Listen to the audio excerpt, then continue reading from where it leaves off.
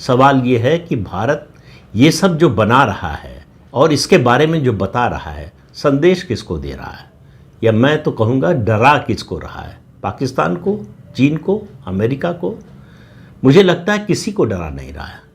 भारत बता रहा है कि सैन्य तैयारी के मामले में हम विश्व के पटल पर आ गए हैं, और हमारी ओर देखिए, आने वाले समय में भारत की डिफेंस इंडस्ट्री, भारत का जो है मिलिट्री हार्डवेयर मैन्युफैक्चरिंग है, उसकी ओर पूरी दुनिया की नज़र होगी।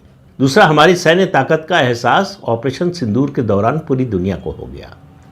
उसकी मूर्छा से तो अभी तक जो है डोनाल्ड ट्रंप बाहर नहीं निकल पाए हैं। जिस तरह से पाकिस्तान के एयर डिफेंस सिस्टम को हमने ध्वस्त किया और अमेरिका के परमाणु हथियार जहां रखे थे वहां पर जो हमला किया, वो अभी तक अमेरिका और डोनाल्ड ट्रंप के गले के नीचे उतरा नहीं है।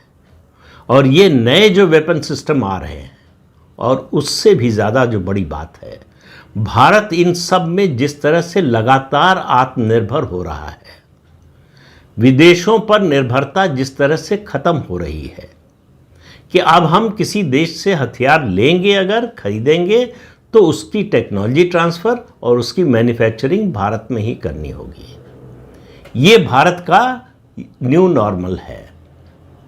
ये प्रधानमंत्री नरेंद्र मोदी जो बार बार स्वदेशी और आत्मनिर्भर भारत की बात करते थे, अब समझ में आ रहा है कि उसका महत्व क्या है।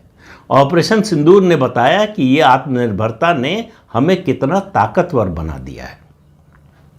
कि ऑपरेशन सिंदूर के दौरान हम किसी देश पर निर्भर नहीं थे कि वो देश हमको हथियार देगा, गोला बारूद देगा, तब हम युद्ध लड़ पाएंगे, नहीं तो नहीं लड़ पाएंगे।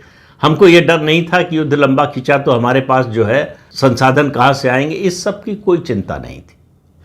तो भारत की बढ़ती आर्थिक ताकत, उससे ज़्यादा भारत की बढ़ती सैन्य ताकत, इससे सबसे ज़्यादा अगर झटका किसी को लगा है तो मेरा मानना है अमेरिका को लगा है। चीन कभी इस तरह की बातों पर रिएक्शन नहीं देता, लेकिन उसके व्यवहार में जो अंतर आया है उससे समझिए कि चीन को भी समझ में आ रहा है कि भारत से मुकाबला करना अब जितना आसान उसको लगता था उतना है नहीं। और मैं तो बार बार कहता हूँ, चीन पर कभी भरोसा नहीं करना चाहिए। चीन हमारा दोस्त नहीं हो सकता कभी।